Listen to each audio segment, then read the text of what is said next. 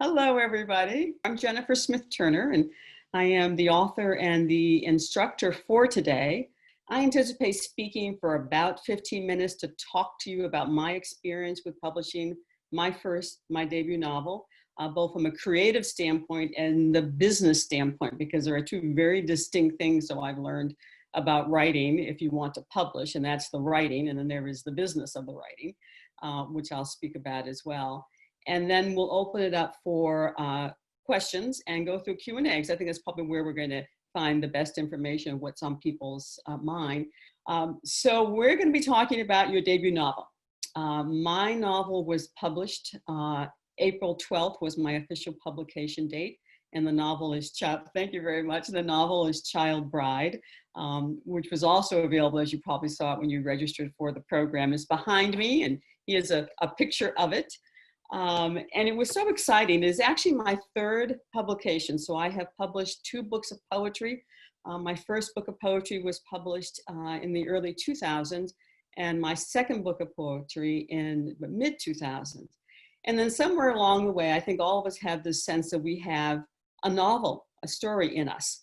And so I switched. I still stay with poetry, and I think I will always be a poet because I have been since I was a child. But decided to try and jump into writing a novel. And the first thing that I was struck by is the difference in just the length. My poems are pretty tight. I get a lot said in a few number of words on one page with my poetry. And then suddenly sitting to do a novel, you have to keep writing and writing and writing. And I really found that difficult. I mean, as much as I enjoy writing, to stay in one scene and be 50 to 100 pages and still keep going, it was probably the most difficult thing. So when I was working with editors, which is the first piece of advice I'll give you about the creative side, is to make sure you have very good people you trust who will read your drafts, because you need that feedback. And they don't have to be professional writers themselves.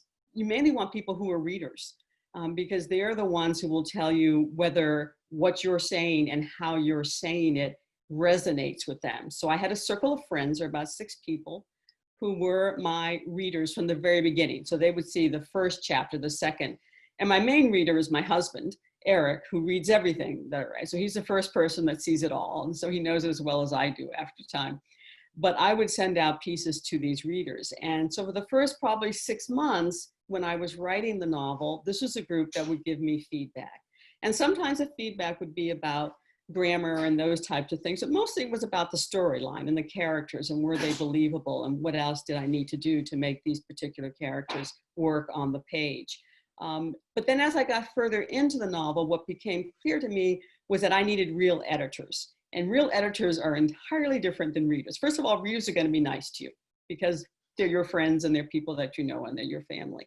So they're going to be fairly nice to you. But the editor is really going to do the hard editing, both from the grammar and the syntax, as well as the character development and what you have going in the story itself. And that was difficult to get that kind of editing feedback, but boy, was it important. And if you're self-publishing, the big question becomes, it's an investment, because you're gonna have to pay an editor to read your work. And they're all very different. I found my editors through some workshops that I had gone to, and they were professors or they were people who ran workshops of their own, and they would provide editing services. So if you're gonna go in that direction, my advice would be prepared to invest in an editor at some point, even if you're not working with a publisher or anyone yet, because it's going to be so helpful. It will change. It made a tremendous difference in the quality of my work to get that editorial feedback. And some of it was very difficult to hear, but it was so important. And I knew that by the time I got to the finished piece, it was so much better because I had the editors. But let me ask a quick question of those. There are about 45 that are on the call right now. So who here is published? Who is working on a novel or would like to work on a novel? I just want to get a sense of who's in this room. So if you just send a note through the chat, if you're involved in writing, want to write, anything of that nature, it'd be helpful for me as I'm going through this to get a sense of I'm published on a novel, good, working on a novel, great, would like to work on a novel, yeah, great. Good to hear, good to get that sense. published work, second draft of a novel. Wow. Both poetry, process of writing. So you all can look at the comments here. That's very good. So all writers, one place or another in our lives. It sounds like we're all writing, which it's a wonderful way to spend your time. I belong to a number of writing groups, which is the other thing that I would suggest if you're looking to publish and you're already in that process of writing, to find writing groups that you can participate with. I belong to a writing group. There's a poetry group. We're called the Cleveland House Poets here on Martha's Vineyard. We meet every other Wednesday, and the purpose of that group is to workshop our work, which does two things. It means that you have to have a fresh poem every 2 weeks to bring to the group, and you share it with the group. I would then read my poem first, somebody else reads it, and then the rest of the group workshops it. And so it gets you to work on your product. I belong to another poetry group where we study poetry, which is very different. So we're not looking at our poems, but we're studying poetries and researching poems of other writers.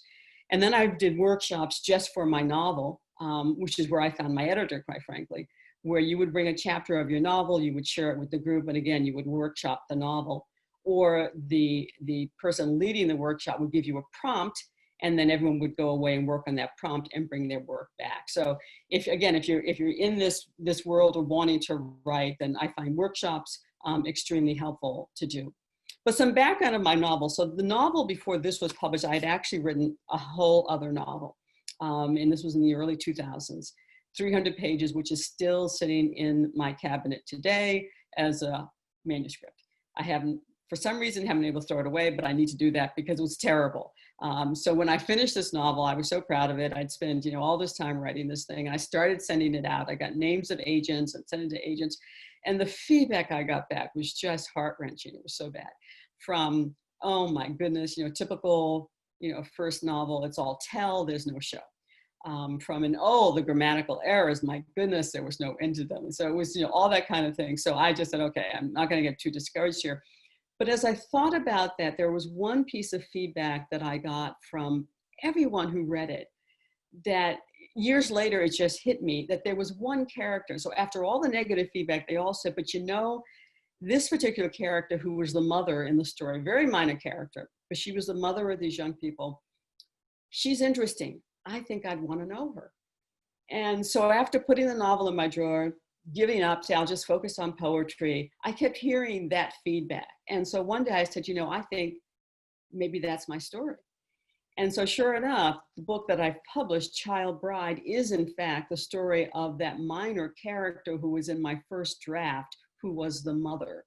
And she is Nell, and she is the character, and it's her story that this is about. And it was fascinating to me to move from that transition of just wanting to throw everything away and feel like, this is awful, to listening to that little snippet of advice and feedback I got from the readers and from agents who looked at the manuscript to say, her character is interesting. And so that's who I wrote about.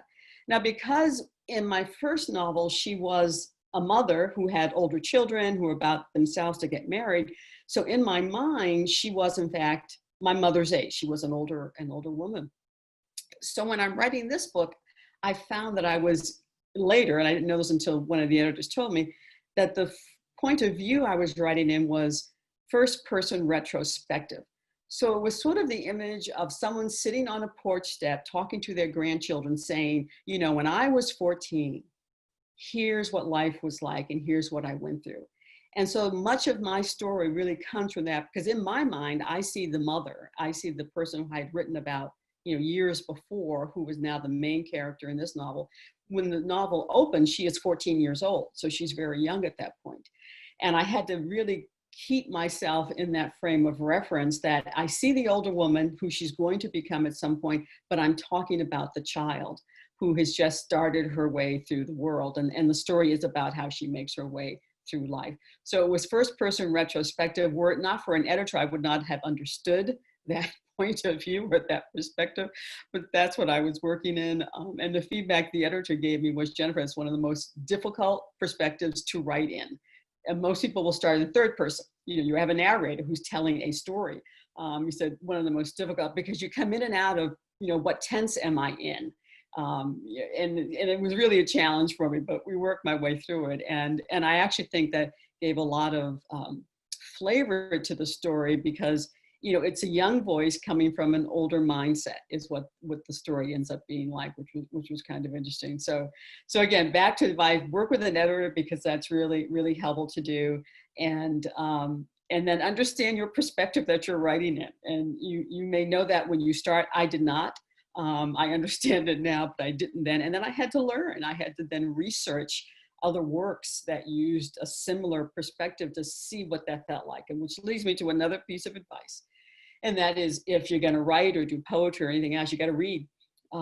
Reading other things in the genre that you want to write in, for me, is just so helpful. It makes all the difference in the world. And I find that I read with a totally different eye now when I'm reading fiction, because I am thinking about how that author created that tension. I'm thinking about, rather than just experiencing the tension, I'm thinking about how that author created it. Was it done well? What did I learn from it? What would I have done differently? And so reading is critical. And the same with my poetry. As soon as I pick up someone else's poetry, I will find myself thinking about my poetry and starting to create in my own mind. So that reading and writing are just so tied to one another. I find that critically important. And there are times when I would have writer's block. You know, people have asked me, how long did it take to write the novel? And, you know, it's not a linear process, as all of us know who write. There were months when I never touched it. And then there were other times where I just could not put it down. But if I had what was writer's block, which I never totally understood what that was, but I think I get it now. If I started reading, that would help propel me back into my own work. And then I would say, oh, yeah. And then I'd put down the reading and I would start writing again. The other thing that happened to me that I've heard people speak about, and I didn't know if it was true, but now I can tell you that it is that the characters take on a life of their own and they start talking. And my characters, particularly when there were periods of times when I put the book down and was not doing anything, where in the middle of the night, I would hear Nell's voice and it would be a dream and she would be talking to me and I would have to get up and write. Because it was like, okay, Jennifer, you need to say this, get up. And I would. And in those moments and then I'd go back to sleep, you know, I'd be exhausted, I'd go back to sleep.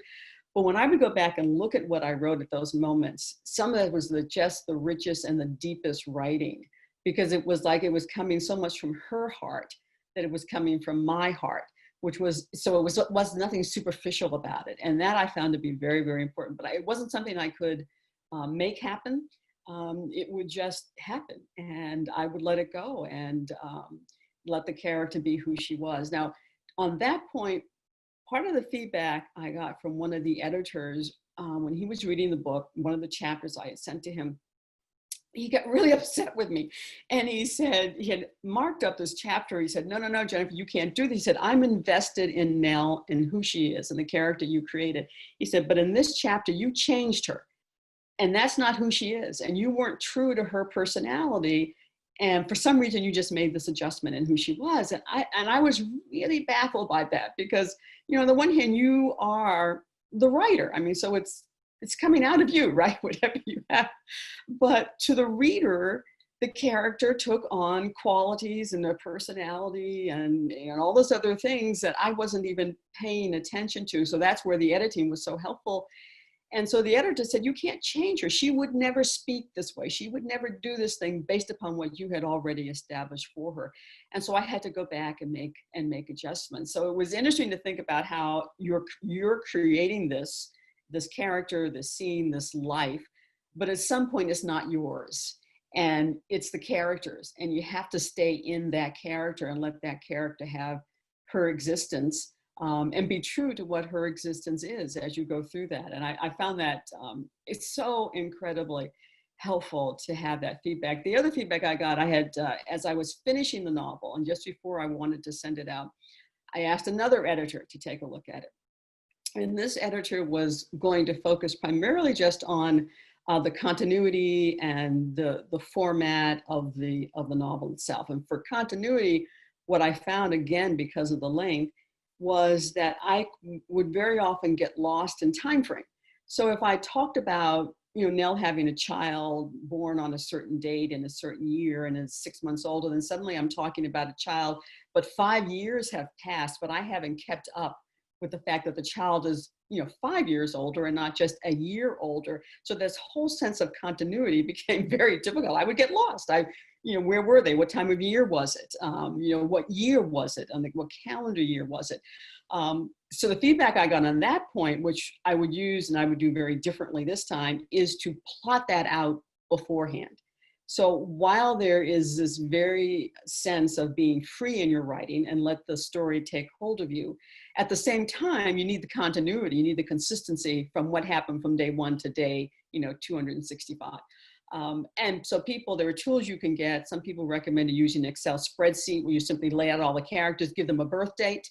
If someone's having children, show the date the children are born, what time of year was it, when you're describing the outside environment and what's going on in the seasons, and to plot all of that out. I did not do that.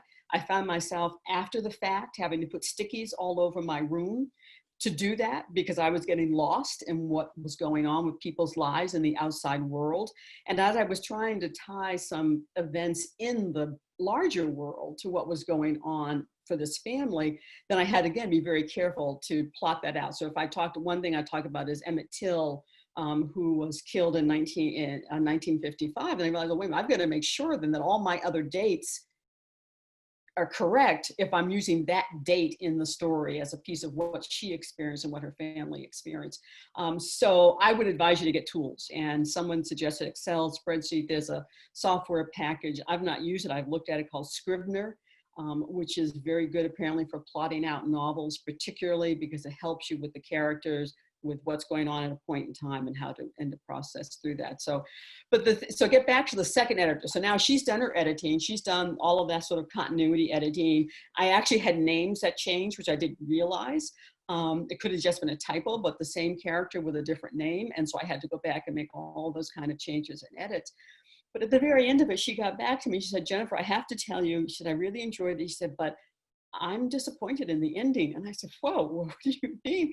And so she gave me her feedback about the ending. And, I sat there and I thought about, first of all, I wasn't expecting her to give me creative editing feedback. I was looking for more of the, the really sort of the nuts and bolts of writing feedback. And I thought about it, and it was not unlike the feedback the first editor had given me, where I had sort of changed the character in one scene. I had to go back to who she really was. And I realized that she was right, that I had the wrong ending. And it was stunning to me to think that after all this person just picked up this book, and now I'm really taking to heart her feedback to say I should change my ending. And I did. I changed my ending as a result of that feedback. And I am so glad that I did, because the ending that is there now, which is the one that's published, was the right place for Nell's life to sort of come to a closure, at least in this chapter and this phase of her life. But it was feedback I didn't expect. And again, it was better, and I was better for having listened to that and gotten that feedback from her as well. So let me shift for a minute and talk about a little bit, this has to do with some of the business side, but when you're working, I work with Spark Press, was the group that I worked with. I'm very glad I worked with them. In my first two books, I've self-published totally the first poetry book on my own, and that was in the early 2000s, and at a time when self-publishing was, you just didn't do it. People said, oh, you self-published, it's worthless and all this kind of stuff. So it was a tough thing to do. And then my second book was about 2006 that I self-published and worked with a local press. And the self-publishing, you're doing everything yourself. Absolutely everything. And when I go back and look at that, one thing I didn't do with that book, I didn't hire professional editors, and it shows.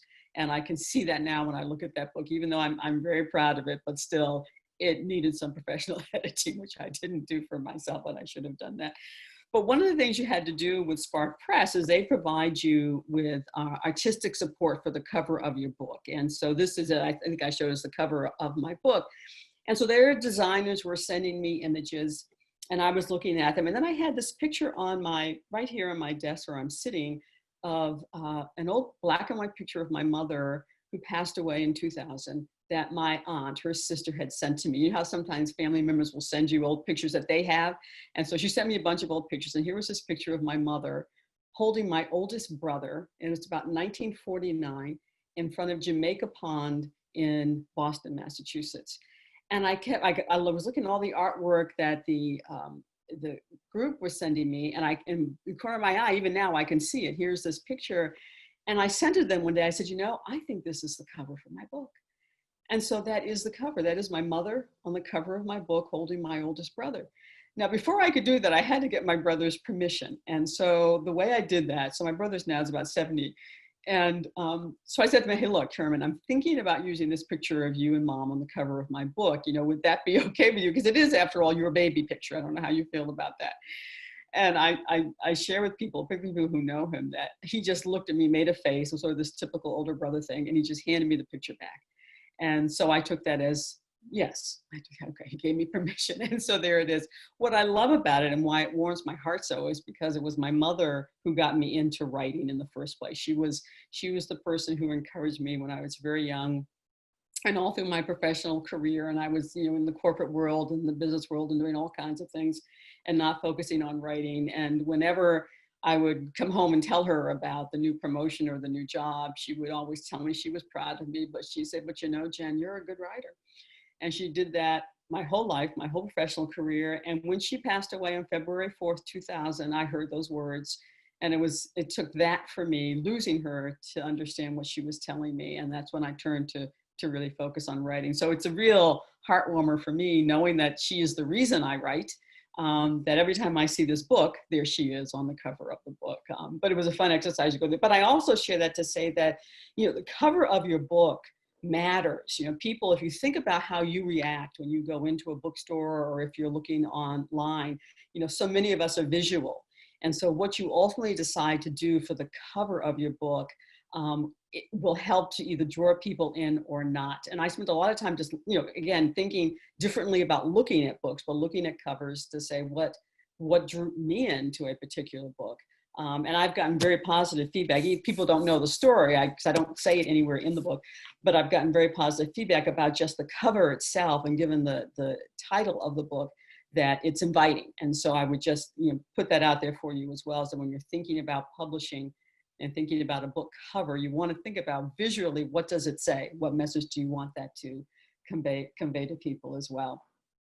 Oh, so it's just, I'm going to look at the chat room for a second to see if there are some questions. I'm going to come to those shortly, because I'm about at, oh my goodness, the time has flown and I don't want to lose time. So I'm going to start answering questions, because I feel like if I keep talking, I will talk too much and I won't get to your questions. So let me do some questions for you here.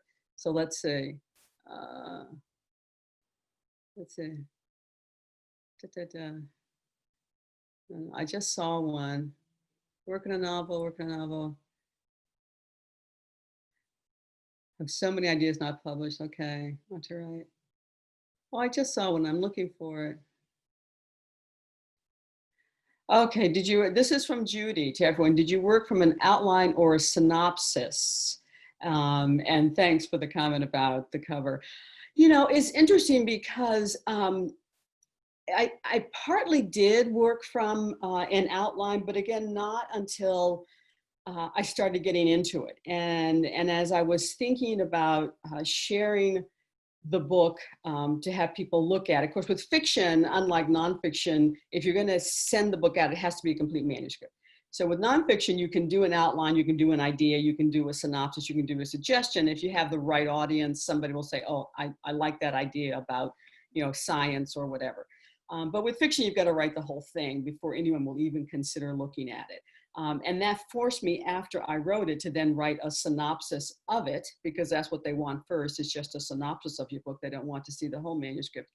So that's what I wrote. But I didn't start with a synopsis. I really just started with, because I had this other novel, because I had this character who already existed, that I was able to take that character and just start her life from a younger age. And so my decisions were mainly about how old was she, where was she? This starts in Louisiana, is where the story begins. And then she migrates to Boston, is where the story ends, when she's in the Boston area. So I did not start with a synopsis. And I think, again, would I next time? Probably. I think I would probably do that, because I think it's helpful to have an outline. Whenever I wrote for school, when I was writing papers or anything, I always worked from an outline, and I found that worked extremely well for me. I think I would try it here as well the next time around, to work from an outline. Let's see, here's a question from Suzanne. About similar to my novel, Overwhelmed with Fees, people publish, how does one start when the book is actually complete? Any advice on memoirs? One of the first things I took when I mentioned I took writing classes was I took a memoir class. And in fact, that was my first thought, that I would write memoir, and then it became fiction. And that was extremely helpful. And that was very organized. What I liked about that particular class is that the instructor focused on the business of memoir. So she had you outline your life basically. And to the point where she would have us, for instance, draw our bedroom that we were in when we were 10 years old. And so just think about that for a second. When have you thought about your bedroom and the house that you were in when you were 10 years old? And then from there, she would have you expand out. Now draw what room was next to it, and where were your siblings, and where were your parents, and what was outside. And that got you into that whole need to go back into your life to think about memoir and the things that struck out to you and that were important. So I still think I want to do memoir. I've always journaled. I suspect many people here probably do as well. And so I know I have journal, entries that go back to 1964 when I was in high school. So I feel like there's something there. And at some point I'm going to take that information and do memoir. But I would advise you, if you that's where you want to go to a memoir class. They were extremely helpful, and they really do jog your memory. The other thing the memoirists had us do was to then connect what was going on with the larger world. And so think of what age you were when John F. Kennedy was assassinated. And those are the kinds of things that you start to pull on what was going through your life at that time. And that helps you get into memoir. And how did your family react? I can remember the day when I think it was I forget her name was Miss Dente. It's so odd. I remember her walking into our classroom. This is an old Boston public school system, walking in and with a solemn face telling us that the president had been shot. And I'll never forget that day. And then everything else that happens around that. So I think memoir is a beautiful place to start, because it is so much from your heart and so personal that I would say go to, definitely go to a class. And so Patricia, so Michelle, did you set up a structured time to write or word goal, or just write? I tried the word goal. People will say that is a very good practice. So you decide, I'm going to write 100 words, or I'm going to write 50 pages. I mean, however you want to do it. That didn't work for me. The notion of being disciplined is important, because if you're going to write, you have to just write. I mean, that's the main thing I would say. Just write. Just as long as you're writing, just write. But the goal thing didn't work, because I want to disappoint myself. So if I didn't write 50 pages and I'm going to feel disappointed, no, I don't need that kind of negative feedback.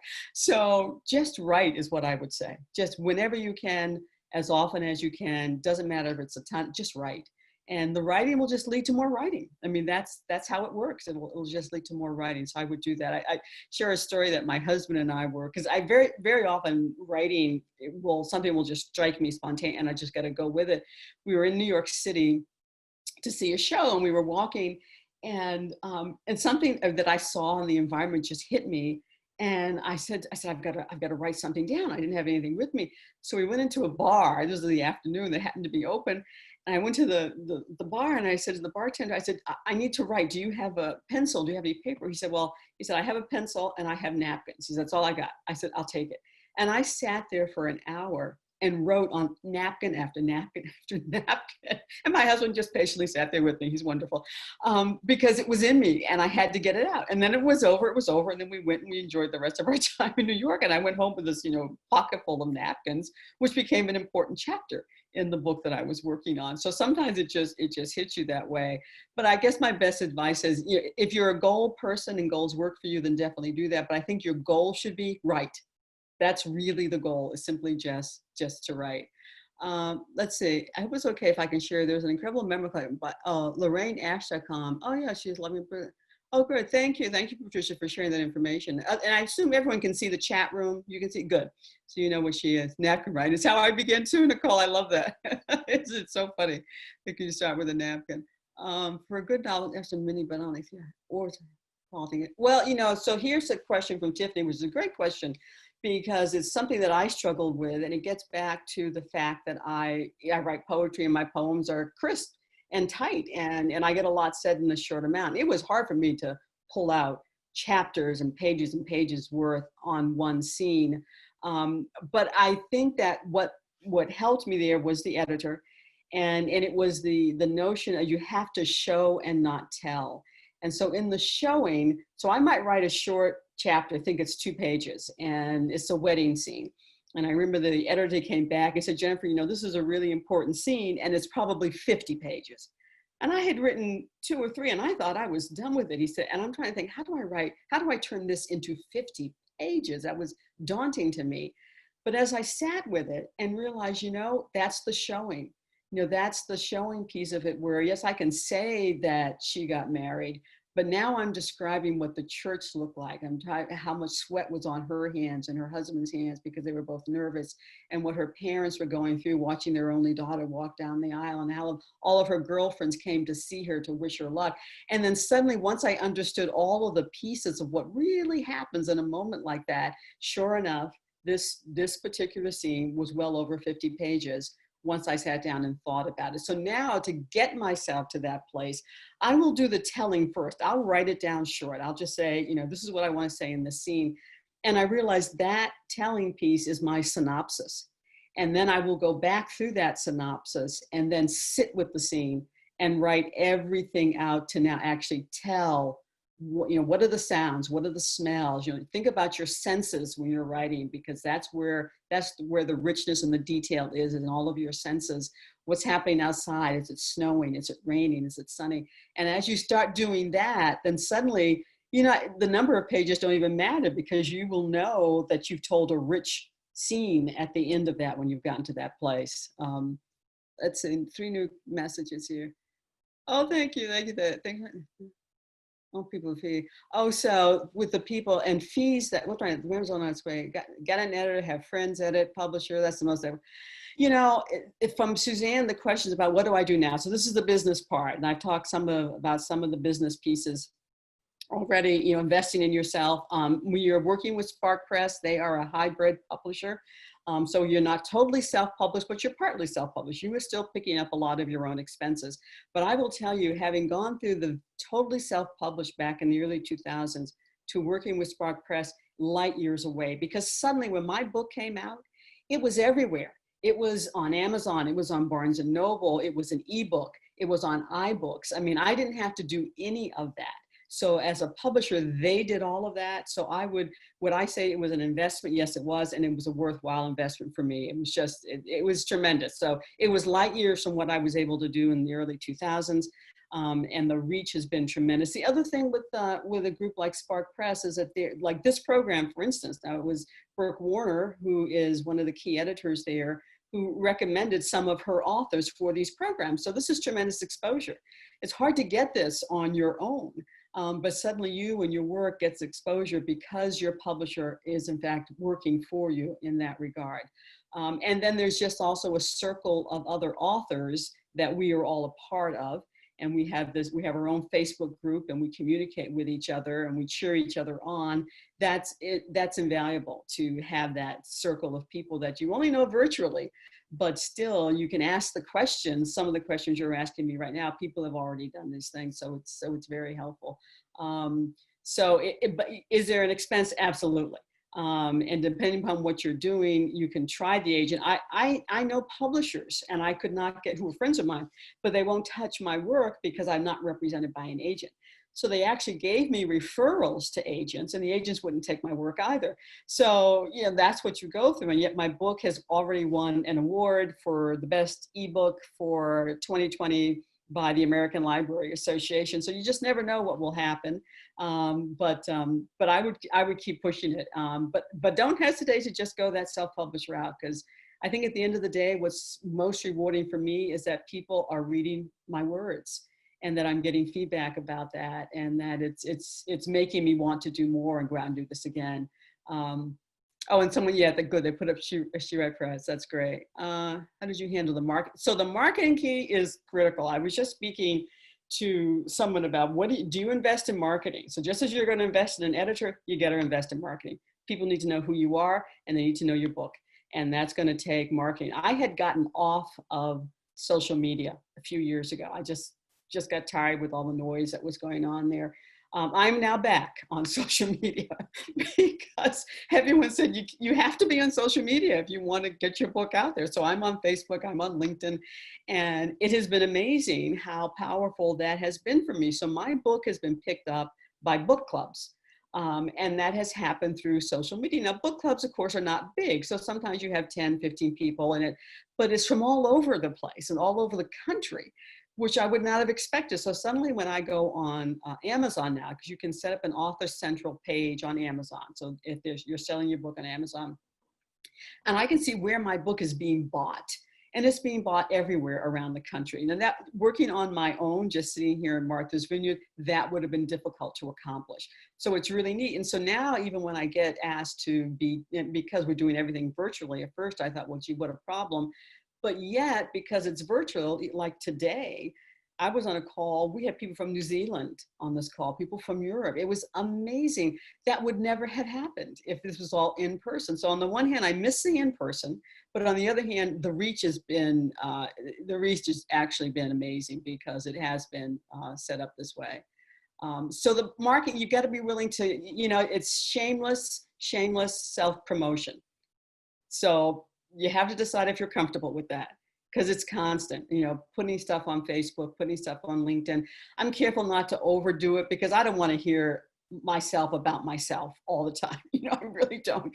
But you got to put it out there. And so an event like this, I'll post it on my social media. I did a virtual book launch a couple of Sundays ago, posted that. And that one, I will tell you, a really neat trick to do if you're close to doing a launch. We did a virtual book launch with a group here on the island. It would have been in person, but again, we couldn't. So we sent out evites. So I gave them a list of about 100 people, and we sent out paperless post evites in addition to putting it on social media.